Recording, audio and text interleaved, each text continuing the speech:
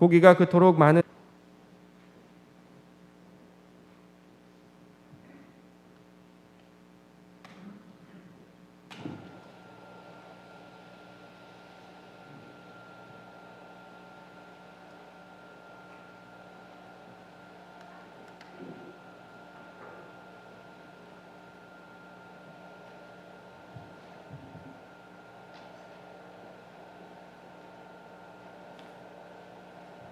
참여 예수님,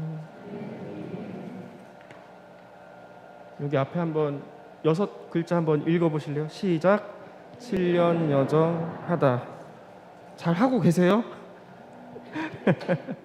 예, 이 코로나 때문에 말 그대로 신앙생활도 제대로 하지 못하고 여러 가지로 어려운 중에 계시잖아요. 그리고 얼핏 들어보니까 북수동 성당에 사목회도 제대로 꾸려져 있지 못하다고 얼핏 들었는데, 제가 왜 이런 말씀 드리냐면 이 7년 여정 하기 위해선 본당 안에서 사회복음화 분과라는 이런 분과가 조직이 되고 그 분과를 중심으로 잘 이렇게 활동을 해야 되는데, 우리 북수동 성당에 사회복음화 분과가 계셔요, 안 계셔요?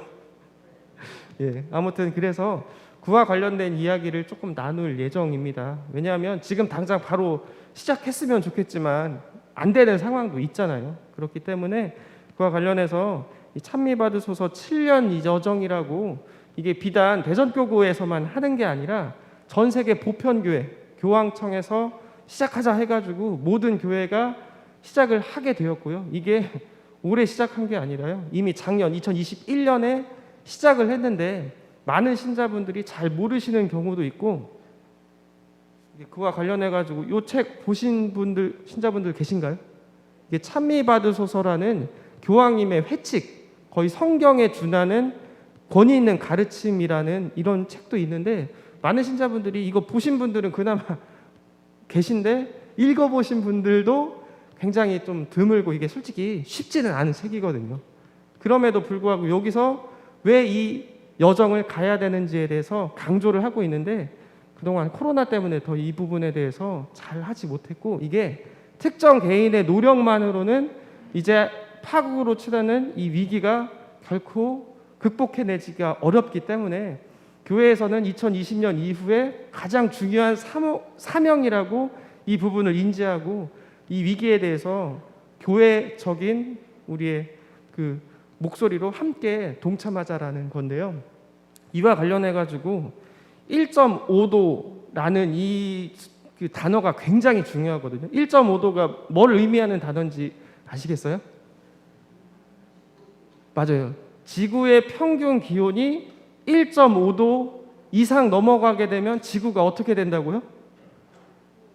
예, 지구는 상관이 없는데요. 우리는 이 지구 안에서 제대로 살기가 어렵다라는 수치가 바로 이 1.5도라는 수치거든요. 근데 많은 분들이 이 1.5도라는 수치에 대해서 감이 없을 수가 있어요. 왜냐하면 우리나라 같은 경우에도 사계절이 지금은 좀 뚜렷하기가 어렵지만 이것도 기후 위기의 것 중에 하나인데, 어쨌든 하루에도 기온이 굉장히 10도 이상 이렇게 바뀌잖아요. 그렇기 때문에 1.5도가 왜 이렇게 뭐 대수냐 이렇게 생각하실 수도 있겠지만, 이 1.5도라는 기준은, 죄송해요, 이거 좀 벗을게요. 그냥 죄송해요. 1.5도라는 이 기준은 뭐냐면은 평균치 값을 나타내고 있거든요. 그러니까 이거를 얘기하기 앞서 가지고 이 조천호라는 박사님이 되게 좋은 비유로 설명해 주신 것 중에 하나가, 기후하고 날씨하고 우리는 구분을 할 필요가 있다라고 얘기를 했는데, 그 차이가 좀 느껴지시나요? 기후하고 날씨. 기후는요, 30년 동안 날씨의 평균값이라고 이해를 해주시면 돼요. 그러니까 평균값이 진짜 날뛰듯이 하면은 될까요, 안 될까요? 안 돼요. 근데 날씨는 말 그대로 하루에 아침에 일어났는데 좀 쌀쌀하고, 지금 이제 환절기 같은 경우에는 낮 시간에는 굉장히 더우니까 요즘엔 또 반팔 입고 다니시는 분들도 많이 계시잖아요. 그러니까 기후는 바뀌면 될까요, 안 될까요? 어렵고요. 날씨는 바뀌어도 굉장히 자연스럽다라고 해가지고, 기후는 성품이고 날씨는 감정이다라고 이렇게 그 박사님이 비유를 했거든요. 그러니까 성품, 이 성격이 어느 정도 감이 오는데 이 사람이 갑자기 하루아침에 성품이 바뀌면은 많은 사람들이 그 사람 두고 뭐라고 하죠? 전양반 뭐 할 때가 됐네 하고 이렇게 얘기를 하는 게 바로 이 기후하고 날씨의 차이거든요. 근데 문제는 뭐냐면은 이 바뀌어야 할 날씨는 이상하게 되어버리고 있고, 그리고 기후 같은 경우는 지금 되게 심각할 정도로 올라가고 있는데 그거를 막아내기 위해서는 우리가 1.5도 안으로 평균 기온 상승을 막아내야 되는데 그 위기의 시간이 이제 대충 몇 년 남았다고요? 7년 정도 남았다라는 게 여기서 뭐 어렵게 여기 뭐 이런 양동이 같은 걸로 설명을 하고 있는데 이걸 막아내기 위한 가장 기본적인 수치가 탄소 배출과 관련된 수치거든요. 그러니까 바구니 보시면 알겠지만 우리가 1.5도를 막아내기 위한 남은 탄소 배출량이 요거밖에 안 남았다는 거예요. 이거를 지금 막아내지 못하면은 1.5도가 넘어가는 순간 이게 티핑 포인트라고 하거든요. 그러니까 요단가 건넜다라는 얘기예요. 이거 넘어가게 되면은 그 이후에 우리가 어떠한 노력을 한다 하더라도 극단적인 날씨, 이 위기를 우리가 결코 막을 수가 없다라는 건데 이 수치가 뭐냐면 지금 2017, 18년 정도에 대략적으로 탄소 배출량을 계산해 보니까 4,200억 톤이 남았다라는 게 요 수치거든요.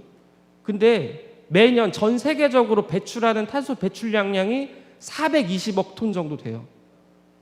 근데 우리나라가 최고로 많이 배출했었던 때가 2018년 정도 되는데 7억 톤 정도 배출을 했어요. 우리나라도 경제 규모가 되니까 많은 양을 배출했다라는 건데 요거를 산술적으로만 계산해도 2017, 18년 정도에 4,200억 톤이고 420억 톤이 매년 배출했다고 하니까 이 1.5도를 막아내기 위해서는 적어도 2027년 안에는 우리가 지금 기존에 살아왔던 방식대로 자동차 타고 전기 쓰고 자원 막 배출하고 하면은 이거를 막아낼 수가 결코 없다라는 거니까 이 위기감 때문에 우리는 이 7년 안에 무언가를 해내겠다라는 거를 하는 거고요. 그래서 제가 이 본당에 와가지고 이와 관련된 강론도 이렇게 말씀을 드리는 거예요. 왜냐하면 이게 대전교구 안에서도 이게 생태환경위원회가 한 5년 이상 이렇게 활동을 하고 있는데 안타까운 거 뭐냐면요. 이런 거 활동하고 와서 좀 들으세요 하면은 주로 듣는 분들은 누구실까요? 안 들어도 되는 분들. 이미 연세가 되신 분들은 이 삶 안에서 절약하고 다시 쓰고 이게 이미 배어있는 분들인데 그런 분들만 앉아서 들으시는 거예요. 그리고 정작 들어야 될 저 같은 젊은 사람들이나 아이들 같은 경우, 솔직히 아이들은 좀 죄가 없긴 하지만 아무튼 근데 그런 사람들은 들을까요 안 들을까요? 바빠가지고 못 와요. 듣고는 싶은데. 그래가지고 그 간극을 좁히기 위해서 특강도 하고 뭐 피켓팅도 하고 활동도 하는데 하다 안 되는 경우도 있는데 그래서 저희 생태위에서 좀 전략을 바꿨어요. 그냥 주임 신부님께 말씀을 드리고 뭐 이런 기회가 있을 때 오늘 생명주일이기도 하니까 그럴 때 그냥 주일미사 전체를 다 들어가가지고 강론 때마다 말씀을 좀 드리자. 그런 취지로 왔는데 이 뉴스 한번 보시고 가실게요.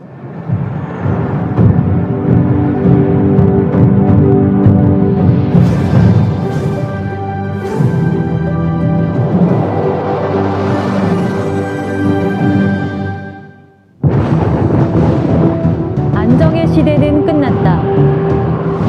코로나19 바이러스는 시작에 불과하다.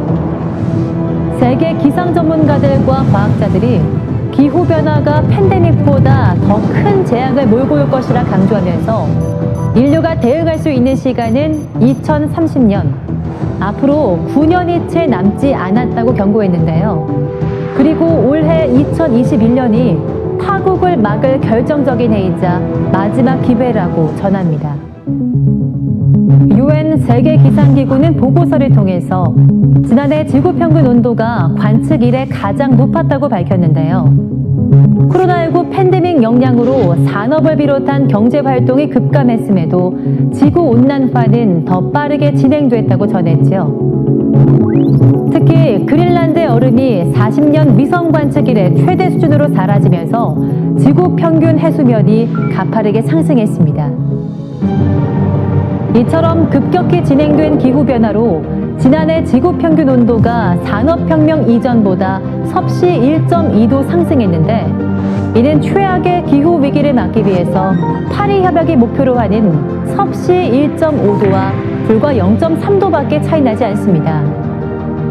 기준 목표치인 섭씨 1.5도를 넘게 되면 해수면 상승으로 인해서 우리나라는 김포공항과 인천공항, 부산 일대를 비롯해 국토의 6%가 침수될 거란 예측이 나오고 있는데요. 1.5도를 넘지 않기 위해선 2030년까지 전 세계 탄소 배출량을 2010년 대비 최소 45% 감축해야 하는데 지금의 전망으로는 단 1%밖에 줄이지 못할 것으로 예측하고 있습니다. 이제 우리에게 낭비할 시간은 없다. 참고로 이 사진 어느 동네 사진인지 기억나시나요?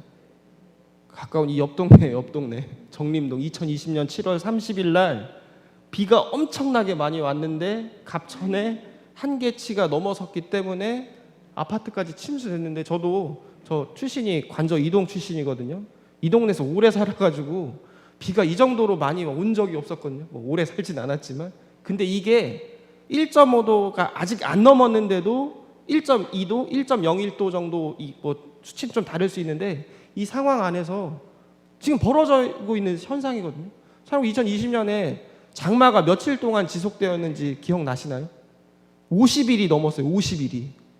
그러니까 이게 익숙하게 지금은 또 지나가면 또 까먹기도 한데 이러한 자연 재앙이 정말로 파국에 이를 정도로 많이 올라오고 있는데 우리는 지금 그 부분에 대해서 되게 간과하고 있는 것들이 왜냐하면 이런 강의 나오고 이렇게 말씀을 드리면은 이런 극단적인 사례를 보여드려도 솔직히 많이 감이 없는데 그래도 여기 같은 경우는 바로 옆 동네 정림동에서 바로 옆에 천변을 끼고 있는 동네에서 이러한 사태가 벌어졌는데 이제 앞으로는 뭐 미래 세대나 가난한 나라에서 기후위기가 와가지고 재앙이 되는 수준이 아니라 지금 우리가 이 마스크를 쓰고 있는 정도의 위기감이 더욱더 빈번하게 올라오는데 이 1.5도를 막아내지 못하면 이 빈번함이 훨씬 더 높아진다라는 거예요.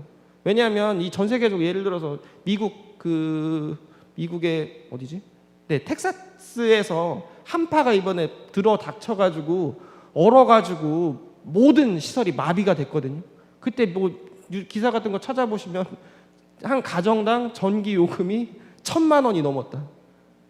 근데 물도 안 나오고 어쨌든 한파가 그러니까 추우니까 뭐라도 털어가지고 해야 되는데 전 지역이 마비가 되고 이거 복구 비용만 미국에서 100조가 넘었대요. 근데 우리나라라고 그게 다르지 않거든요. 올해 봄 초반에 강원도에서 산불이 나는데 늘상 매년 강원도에서 산불이 나니까 뭐 그러나 보다 할 수도 있는데 이 빈도수나 이거를 잡아내지 못하는 게 예전하고는 상상이 할 수 없을 정도로 달라졌다라는 이런 부분들이에요. 그래서 이런 것들을 같이 막아내야 되는데 어쨌든 시간이 흐르면서 우리 공동의 집 지구에서 어떠한 변화가 나타나는지를 좀 살펴보면은 이게 그 이전에는 이전 세대 때는 상관이 없었는데 산업혁명 이후에 우리가 탄소 배출을 굉장히 많이 하고 있는 산업 구조로 바뀌게 되면서 오염이 되게 심각해졌다라는 거예요. 그래서 이때부터 뭐 이런 것들이 있었고 1960년대부터 이 문제가 수면 위로 드러난 거예요. 예, 공해라는 단어로 출발을 해가지고 60년대부터 이 공해 문제가 지역적으로 있어 왔는데 이 문제가 위기감이 더 일게 되면서 전 세계적으로 이거를 좀 극복하고 대응을 해야 되겠다라고 해가지고 이런 다양한 뭐 국제 회의도 있었어요. 이게 도쿄 의정서라고 불리는 도쿄 회의, 그 다음에 파리 회의, 뭐 이런 것들이 있었는데 우리나라 안에서도 60년대 한참 개발 사업 이후부터 오염에 대한 대응이 시작됐고요. 그리고 나서 1990년대 이후에는 환경과 관련된 활동을 굉장히 많이 했어요. 우리 가톨릭 교회 안에서도 90년대 이후에 다양한 운동했잖아요. 아나바다 운동하고 재생비누나 뭐 이런 거 폐유해가지고 뭐 활동도 하고 그 다음에 다양한 활동을 했다고요. 그리고 뭐 우리 농촌 살리기 운동도 하고. 근데 오히려 2000년대 이후에 넘어가니까 이 얘기 다 쏙 들어갔어요. 그냥 기술이 발전하면 이거를 다 극복해낼 수 있겠지, 기술 발전이. 근데 2010년이 넘어가는 순간 이게 완전히 바뀌게 된 상황이고 그리고 우리가 지금 겪고 있는 게 2020년 이 코로나 바이러스 역시도 이 위기하고 결코 뗄래야 뗄 수 없는 위기인데도 불구하고 여전히 인지를 못하는 상황이거든요. 그런 것들 안에서 전 세계적으로 옛날에는 환경이라는 용어나 오염이라는 용어로 이거를 이야기했는데 잘 살펴보니까 이 위기의 궁극점은 뭐냐면 기후가 바뀌기 때문에 우리가 살아나갈 수 없는 환경이 됐구나라는 이 공감대가 됐고요. 그래서 용어도 기후 변화, 클라이메이트 체인지라는 용어로 바뀌면서 이거를 대응해야겠다라는 거예요. 아까도 1.5도가 나온 게 여기서 나온 건데 이게 과학자들이 모여가지고 이거를 과학적인 근거를 가지고 우리의 책임이 뭐냐, 몇 프로 정도 되냐 이거 나타낸 거고요. 이거는 UNFCCC라고 해가지고 국제적으로 같이 정책 의결자들이 모여가지고 정책을 만들어내자 이런 회의거든요.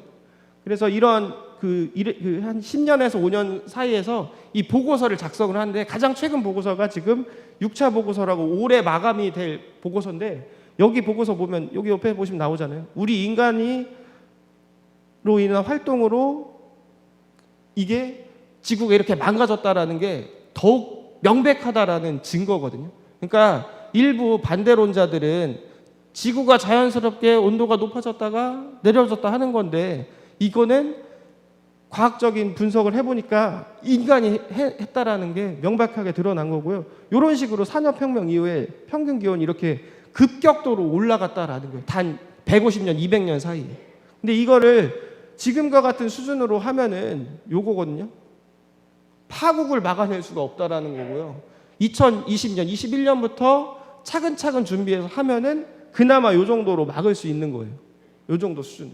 그리고 여기도 나와 있지만 지금 1.5도 올라갔는데 가뭄이며 홍수며 이런 것들이 빈도수가 극단적으로 높아졌다라는 거를 나타내는 거고 이 사회적 비용이 어마어마하거든요. 요걸 나타내는 거예요. 그래서 이게 지금 6차 보고서가 작년에 이거를 만들어낸 거고 요거 한 11월 정도에 최종적으로 나오는데 사람들이 이거 잘 알까요? 모를까요? 맨날 텔레비 틀고 뉴스다 틀어보면 뭐만 나와요? 부동산, 정치 제대로 하지도 못하는 아무튼 그런 과정 안에서 국제적으로 이런 다양한 목소리들이 있었고 어려울 때마다 이러한 어린 친구들이 나와가지고 왜냐면 미래 세대예요 이 친구들이. 근데 이 친구 같은 경우는 92년에 그 브라질 리우 회의에서 목소리를 냈던 친구인데 이 친구는 저보다 나이가 훨씬 더 많겠죠. 그리고 이 친구 같은 경우는 그레타 툰베리라는 스웨덴 친구인데 이 친구 같은 경우도 2018년 정도부터 금요일에 피켓팅 시위를 했어요. 내가 더 이상 학교 가서 뭐 하겠느냐. 그 미래에 내가 살아갈 세상에서는 말 그대로 지금 마스크 쓰고 있는 이런 상황인데 그러니까 이러한 파급력들이 전 세계적으로 뻗치게 되면서 이 위기에 대해서 기존의 어른들이 더 각성하고 움직여야 되는데 움직여요? 안 움직여요? 잘 안 움직여요. 근데 참고로 교회 안에서도 이러한 위기에 대해서 응답을 하고 있었거든요. 그러니까 교회가 세상하고 동떨어져서 살 수 없잖아요. 기도만 하고 되는 건 아니잖아요. 그런 위기감이나 어려움에 닥친 사람이나 상황에 대해서 교회는 가난한들과 함께했던 예수님의 움직임처럼 같이 응답을 하고 있는데 사회교리라고 혹시 들어보셨나요?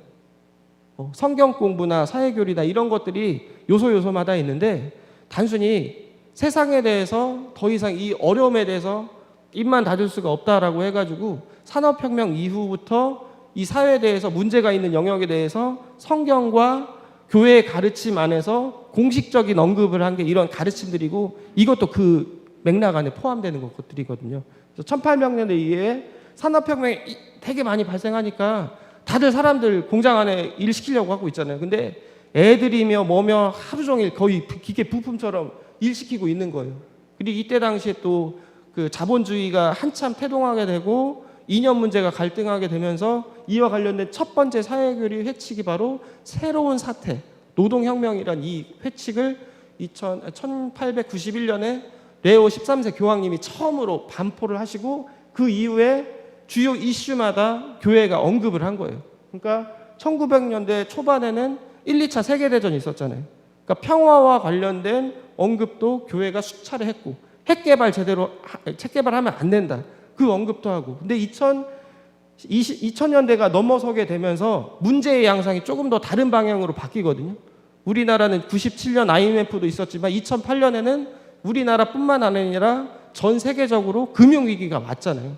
그와 관련해서 베네딕토 16세 교황님이 진리 안의 사랑이라는 가르침을 통해서 더 이상의 진짜 이 무분별한 자본주의로는 해결할 수 없다고 해가지고 이런 가르침도 내셨고, 지금 교황님께서 이 3종 세트거든요. 복음의 기쁨. 우리가 복음 읽고 가서 파견되고 하는데 그 복음대로 잘 살아내고 있지 않잖아요. 죄책감으로 살고 주일미사 빠지면 뭔가 죄책감 느끼는 식으로 사는데 그거 아니다. 복음은 너희가 세상에 가서 뭔가 등불이 되어야 되는데 세상에 휩쓸리지 마라. 요게 복음의 기쁨인데, 그것도 어쨌든. 그리고 모든 형제들이라는 회칙이 가장 최근에 나온 교황님의 공식적인 회칙인데 지금 갈등들을 얘기해주고 있거든요. 민족들 간의 갈등, 지금 지역 간의 갈등, 그 다음에 지금 연령 간의 갈등 지금 엄청 심하거든요. 이거 하지 말자라는 게 이런 가르침이고, 그리고 환경, 우리가 살고 있는 지구에 대해서는 이 찬미바드소를 통해서 우리가 더 큰 책임이 있다는 걸 알려주고 있는 거예요. 이런 식으로. 이게 JPIC라고 불리는 이런 활동들을 이미 교회 안에서 하고 있는데 대다수 신자분들은 잘 모르세요. 그런 것들이 있어요. 어쨌든 그래서 2015년에 이 회칙을 반포를 하고 이제 본격적으로 환경에 대해서도 조직적으로 교회가 응답을 할 시기가 되었다라고 해가지고 15년에 이거를 반포를 하고 활동을 했는데 취지만큼 활성화가 잘 되었을까요? 안 됐을까요? 안 됐거든요. 안 됐기 때문에 5주년 특별 기념의 해라고 해가지고 2020년에 하려고 했는데 2020년에 무슨 사태가 났죠? 코로나. 그때 저 본당에 있었는데 저 생태일을 그때도 하고 있었지만 이 얘기를 할 수가 없는 거예요. 너무 코로나가 심각하고 심지어는 성당에 오셨어요? 못 오셨어요? 예, 그런 상황이 있었기 때문에 파급력이 있지가 않았거든요. 이거의 취지가 또 2015년에 파리에서 파리 기후 협약이라는 거 들어보셨나요? 전 195개국이 다 동의해가지고 같이 줄여 나가자. 근데 조금 더 책임 있는 나라들, 미국 같은 경우 있잖아요. 중국 더 큰 책임을 하자고 했는데 지금 재가입을 하긴 했지만 미국 같은 경우는 트럼프 정부 때 어떻게 했죠? 드로우 이거 안 하겠다. 환장할 노릇인데 아무튼 그러고 있는데 그게 생각만큼 안 됐어요. 프란치스코 교황의 생태회칙 찬미받으소서 반포 5주년 기념주간이 어제로 마무리됐습니다. 전 세계 신자들이 지난 9일 동안 기후위기 극복을 위해 마음을 모아 연대했는데요. 그렇다면 찬미받으소서 주간이 남긴 것은 무엇일까요? 이힘 기자가 3가지 키워드로 정리했습니다. 우리 삶의 터전인 지구는 하나의 공동체입니다. 프란치스코 교황은 회칙 찬미받으소서에서 지구를 공동의 집이라고 표현했습니다. 인류는 물론 동물과 식물 등 모든 생명체가 함께 살아가는 공동의 터전이라는 뜻입니다. 찬미받으소서 주간의 첫 번째 키워드는 주인의식입니다. 이는 지금 인류가 겪고 있는 코로나19 사태만 보더라도 쉽게 이해할 수 있습니다. 전문가들은 코로나19 사태의 원인으로 기후변화로 인한 생태계 파괴를 꼽고 있습니다. 세계 석학들은 코로나19의 위기의 주요 원인을 기후변화라고 단언하고 있습니다. 에볼라, 사스, 메르스, 지카 같은 팬데믹이 발생한 것은 기후변화로 야생 생명의 이주가 시작되었기 때문이라고 합니다. 동물과 식물 그리고 바이러스까지 기후재앙을 위해 탈출하고 있다고 합니다. 서식지가 파괴되면서 이들이 인간 곁으로까지 다가왔고, 기후위기를 막으려면 각자 지구라는 거대한 집의 주인이라는 주인의식이 필요합니다. 자신의 집이 더러워지고 더워져서 생명이 죽어가는데도 방치할 주인은 없기 때문입니다. 찬미받으소서 주간은 신자들에게 지구에 대한 주인의식을 일깨워 주었습니다. 두 번째 키워드는 실천과 행동입니다. 한국천주교 주교단은 지난 8일 발표한 기후위기 성명에서 모든 그리스도인들에게 당장 나설 것을 촉구했습니다. 기후변화에 관한 정부 간 협의체의 1.5도씨 특별 보고서는 이제 지구의 평균 기온이 0.5도만 더 올라가면 돌이킬 수 없는 기후 재난이 닥친다고 경고했습니다. 당장 구체적인 실천과 행동이 필요한 이유입니다. 본당에선 성당에 태양광 시설을 설치하거나 성당 담장을 없애고 생명 농산물 직거래 장터를 여는 일, 본당의 텃밭을 가꾸는 것도 신자들의 생태 감수성을 불러일으킬 수 있습니다. 주일학교 아이들에게는 주교회의 생태환경위원회가 제작한 교리교재 지구를 위해 하다를 더 적극적으로 교육해야 합니다. 신자들은 에너지를 아껴 쓰고 일회용품 사용을 줄이는 노력이 필요합니다. 세 번째는 기도입니다. 자연에 대한 책임감을 신앙의 일부로 인식하고 실천과 행동에 소홀함이 없도록 기도하며 깨어 있어야 합니다. 특히 지구가 소유물이 아닌 선물임을 자각해야 합니다. 이를 위해 찬미받으소서 반포 5주년 기념 공동 기도문을 자주 바칠 필요가 있습니다. CPBC 이힘입니다. 이게 2020년에 평화방송에서 했던 뉴스 기사인데 20년 때 이런 거 잘 못 보셨잖아요. 못 들으셨잖아요. 그래서 이 이후에 보편교회 안에서 5주년의 해를 했는데도 불구하고 안 됐는데 이거는 특별 기념회 이걸로 안 된다. 적어도 몇 년 이상은 해야 된다 해가지고 결의한 게 7년 여정을 가자라는 거고 이 응답으로 대전교구도 작년부터 7년 여정을 했는데 아직도 여전히 지역 교회 본당 안에서는 이게 자리 잡아내지 못하고 영향력 있는 활동으로 가지 못했다라는 거예요. 참고로 이게 이와 관련해서 지금 대전교구에서 이 자료집 요거거든요. 요것도 대전교구에서 이렇게 가이드라인으로 해가지고 합시다라고 나왔고 요거는 이미 정부에서 환경부에서 우리 그럼 어떻게 해야 돼요? 저 이런 강론 끝나고 강의 끝나고 많이 듣는 질문인데 여기 보면 다 나와 있거든요. 근데 이런 것도 보급을 하고 하는데 교구 입장에서도 이걸 어떻게 전달을 해야지 잘 신자분들이 받아보고 활동을 할 수 있을까? 주로 자매님들이 이걸 보시면서 그 가정 안에서부터 시작하는 게 일반적인 우리 교회의 시스템인데 이거 다 보급하고 하면은 좋지만 이것도 많이 찍고 하면은 욕 먹거든요. 환경을 아낀다고 하면서 이게 쓰레기 같은 거를 왜 이렇게 자꾸 뽑아내지?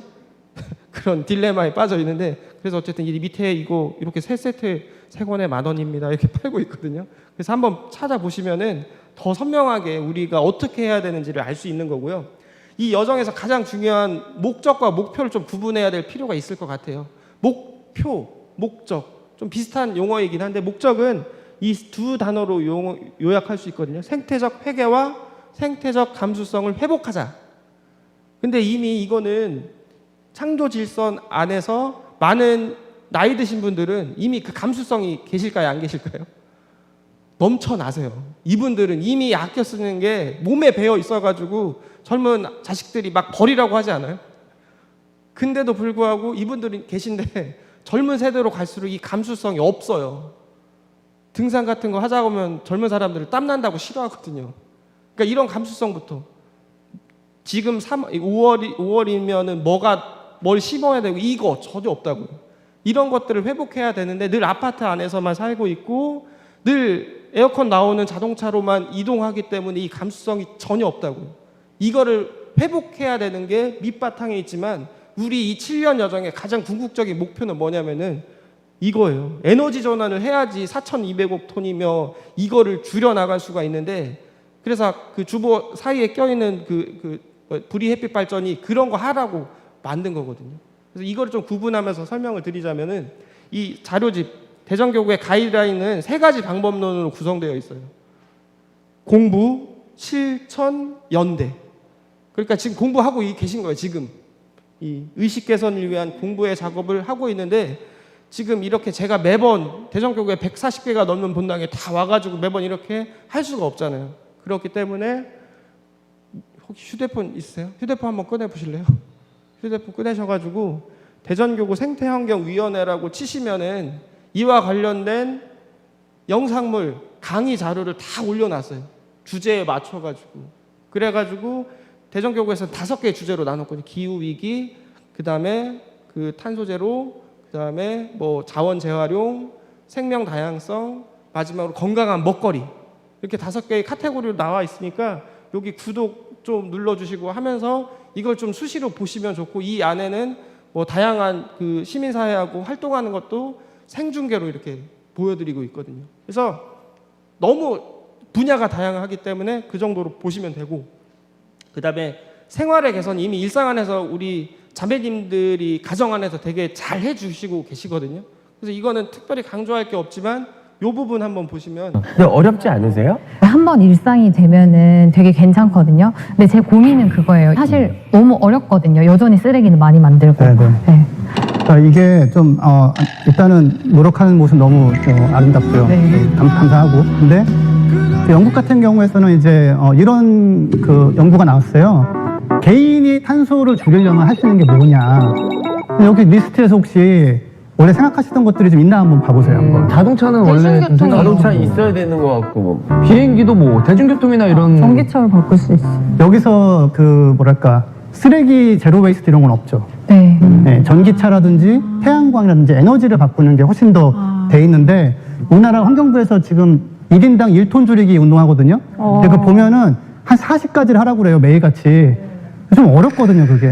그러니까 저 정말 아이가 집에 있고 직장 갔다 오고 그러고 나면은 에너지가 좀 부족하더라고요. 뭐 다 챙기기에는. 제가 그런 표현을 좀 써요. 자동 실천되는 제품. 그냥 내가 저걸 씀으로써 그냥 그냥 무조건 나아지는. 전기차 타는 것도 그런 거 그렇죠. 아닌가요? 예. 그러니까 전기차가 차를 안 타는 게 2.04톤 정도 돼 있죠. 네. 근데 전기차로 바꾸는 게 1.94톤이니까 거의 차이가 안 나는 거예요.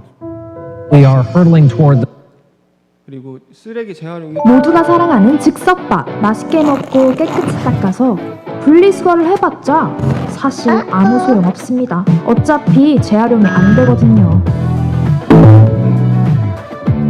한국의 폐기물 재활용률이 세계 최상위권 수준이라는 걸 알고 있었나요? 2018년 환경부에서 발표한 통계에 따르면 무려 폐기물의 86.1%가 재활용되고 있다고 합니다. 그런데 이상하게도 한국은 쓰레기를 매립할 공간이 늘 부족한 상황입니다. 2025년엔 수도권 매립지 사용도 종료될 예정이라 상상 이상의 쓰레기 대란이 벌어질 수 있다는 우려의 목소리까지 나오는데, 쓰레기 재활용률도 높은 나라에서 왜 이런 일이 벌어지는 걸까요? 사실 이 재활용이라는 단어는 우리의 생각과 좀 다르다고 합니다. 실제 재생 원료나 재활용 제품으로 재활용된 양은 재활용 양으로 집계된 양보다는 훨씬 더 낮죠. 많은 양들이 쓰레기로 빠져나가거든요. 우리나라 통계에서 재활용 양으로 잡는 것은 재활용 시설로 반입된 양을 기준으로 합니다. 폐기물 재활용률은 실제로 재활용된 비율을 뜻하는 게 아닙니다. 쓰레기를 분리하고 선별업체에 수거된 폐기물을 모두 재활용됐다고 보는 건데, 수거된 폐기물 중 실제로 재활용되는 쓰레기 비율이 낮다고 합니다. 특히 폐플라스틱의 경우 재활용률이 아주 낮은 편이라고 해요. 그린피스에서 발표한 보고서에서는 우리나라 플라스틱 재활용률은 23% 정도로 추정을 했는데요. 왜냐하면 재활용이 불가능한 플라스틱 종류가 많기 때문입니다. 플라스틱 용기의 대명사인 즉석밥 용기도 사실 재활용 불가능한 합성 플라스틱이죠. 심지어 화장품 용기의 경우 거의 90%가 재활용이 불가능하다는 지적까지 나오고 있죠. 그래서 단순히 제품의 소비자에게만 그 책임을 지우는 게 아니라 그 책임을 제품의 생산자도 같이 져야 한다는 목소리가 나왔고, 실제로 우리나라를 포함한 여러 나라에서 생산자 책임 재활용 제도를 적용하고 있죠. 생산자가 자기가 직접 부담하든 아니면 소비자로부터 재활용 비용을 끌고 오든 재활용에 필요한 재원 조달을 여러분들이 열심히 재활용을 하시겠지만 그 재활용의 절반 이상, 한 4분의 3, 2 정도는 다시 버려지는 이 수치인데, 이거 모르는 거죠, 많이. 근데 마지막에 그래서 제도의 개선을 강조를 드리는 이유가, 법적으로 나라가 규제를 해가지고 이런 정도는 규제를 해서 빨리 해야 되는데 규제를 제대로 할까요, 안 할까요? 안 해요. 그리고 코로나 이전이면 발전 위주의 패러다임, 그게 먹혀 들어갔어요. 지역 경제도 살리고. 근데 지금은 아닌데도 불구하고 많이 또 파헤치고 있잖아요. 대전교구 같은 경우 참고로 작년에 이 제2공항 반대와 관련된 활동을 같이 연대해서 했거든요. 근데 이와 관련된 거에서 사람들은 많이 알까요? 모를까요? 몰라요. 지금 잘 짓고 있거든요. 이 공항. 아니에요. 막았어요. 짓진 않는데 사람들이 제주도에 가는 이유가 천혜의 자연환경을 잘 누리고 그거로 힐링, 위로를 받으려고 가는데 거기다가 왜 제주도 공항을 또 짓냐고요. 밑에까지 또 빨리 내려가려고 짓는다라고 하는데 이것 때문에 수십조가 더 들어가고 여기에 있는 천혜의 환경을 다 망가뜨리는데 사람들은 그냥 나라의 그냥 관리자들이 알아서 잘 하겠거니 안 하거든요. 참고로 이거 그래서 겨우 막아냈는데 지금 또 새만금이며 가덕도며 공항 지으려고 하고 있어요. 정책적으로. 근데 지금은 이거 지으면 안 돼요. 유럽 같은 나라는 기차로 2시간 반 정도 안에 있는 거리는 공항 짓지 말자고 하고 있는 법을 바뀌고 있는데 우리는 이 좁은 땅덩어리에서 공항이 10개가 넘어요 지금. 근데 지금 추진하고 있는 공항도 감당도 안 될 뿐더러 또 짓겠다고 하고 있는데 지금 문 정권도 그렇고 다가오는 정권도 그렇고 이걸 놓을까요? 못 놓을까요? 못 놔요. 근데 사람들은 알까요? 모를까요? 나라가 알아서 하겠거니. 그래서 저희 상태회는 요즘에는 작년에 환경부 앞에서 그 미사 했는데 지금은 이제 새만금 하지 말자라는 미사를 하고 있는데 이와 관련해서 여러분들도 같이 와가지고 연대로 함께 해주시는 활동이 필요하다라는 얘기가 그런 부분들이거든요. 아까도 밑에서 뭐 정치인 하나 와가지고 이렇게 명함 돌리고 하는데 자꾸 알려줘야 돼요. 단순히 무슨 이거는 그 정당만의 힘으로 풀리는 게 아니라 우리가 같이 동참할 필요가 있다라는 것들이거든요. 그리고 아까도 말씀드렸지만 이런 서탕화력 같은 거 한번 들어쓰잖아요.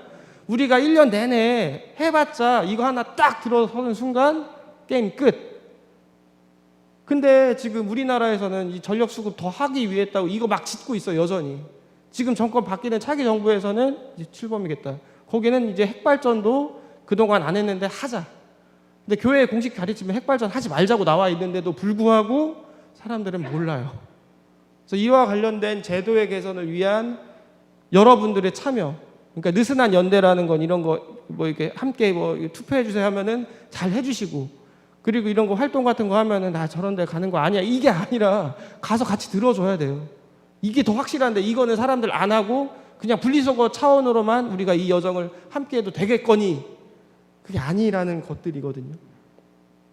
그래서 목표와 목적을 잘 구분하시면서 할 수 있는 것을 하는 게 아니라 해야 하는 것을 한다. 이게 말장난 같은데 할 수 있는 거 하면은 많이 못 바꿔요. 우리 봄철에 그 중국에서 미세먼지 많이 날라온다고 엄청 욕하고 항상 날라온다고 욕하는데 지금 우리 대전교계 서해안 쪽에 절반 이상의 화력발전소 거기 다 가동 중에 있거든요. 우리도 못 멈추는데 중국이라고 멈추겠냐고요. 근데 버젓이 우리나라에서 또 짓고 있는 이 화력발전소도 못 막아내고 있는 판국에 이걸 어떻게 바꿔요? 이런 부분들을 잘 구분하면서 이 여정의 핵심이 복수동 공동체 안에서는 우선은 생태환경위원회를 만드시고 그와 관련된 꾸준한 활동을 하셔야지 되고, 제가 이거 좀 하나 읽어드리고 끝낼게요. 이거는 그 지금 이미 전 세계적으로 투발루라는 나라는 이미 물에 잠겨 가고 있거든요. 그런 부분들 하면서 이거 읽어드리면서 좀 마무리할게요. 죄송해요, 좀 길게 했는데. 이 찬미바도서의 181항에 나오는 거거든요. 연속성도 필요합니다. 기후변화와 환경보호와 관련된 정책이 정권이 바뀔 때마다 변해서는 안 되기 때문입니다. 결과를 얻어내는 데에 많은 시간이 걸리고 직접적인 비용이 필요하지만 정부의 임기 내에 뚜렷한 효과를 이끌어내지 못할 수도 있습니다. 그러한 까닭에 국민과 시민단체의 압력이 없다면 당국은 언제나 개입을 꺼릴 것입니다. 그래서 교회도 적극적으로 나서고 시민사회도 나서고 이 여정에 이미 1년이 지나갔고 이제 6년 남았다라는 거 잘 기억해 주시면 좋을 것 같습니다.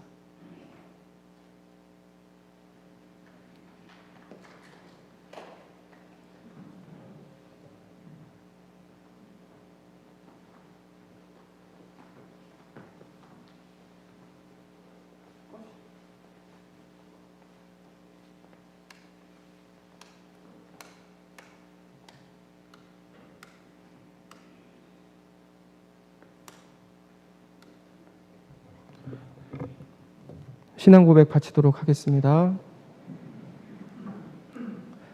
전능하신 천주 성부 천지의 창조주를 저는 믿나이다. 그 아들 우리 주 예수 그리스도니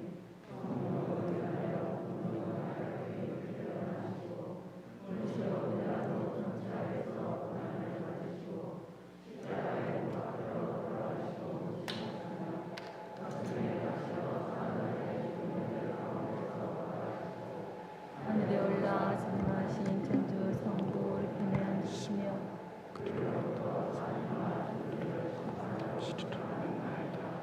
성령을 믿으며 거룩하고 보편된 교회와 모든 성의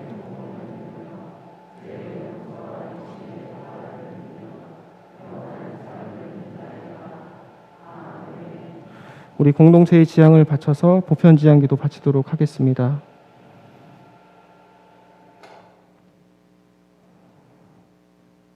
교회를 위하여 기도합시다. 희망이신 주님, 주님의 교회를 도와주시어 충만한 삶으로 부름받은 사람들이 성령님의 생애에서 경청하는 것과 깊은 식별과 신앙을 쌓기 있는지 그리고 헌신적인 봉사를 깨칠 수 있도록 올바로 이끌어 주소서. 주님, 저희의 기도를 들어주소서. 세계 지도자들을 위하여 기도합시다. 일체의 주님, 세계의 지도자들에게 지식과 통찰의 은총을 주시어 사회 관계망을 잘 이해하고 민족적, 종교적 편견에서 벗어나 화합을 이끄는 도구로 활용하게 하소서. 주님, 저희의 기도를 들어주소서.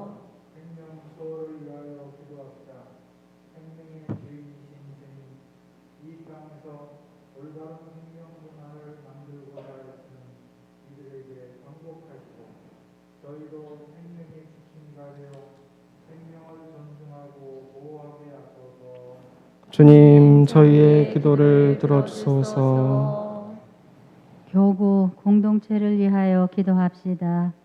사랑이신 주님, 저희 교구 공동체를 굽어 살피시어 모든 이가 주님의 선물인 생명을 귀하게 여기며 인간의 존엄성과 생명의 가치를 지키는데 정성을 다하게 하소서. 주님, 저희의 기도를 들어주소서. 이 모든 기도 우리 주 그리스도를 통하여 비나이다. 아멘.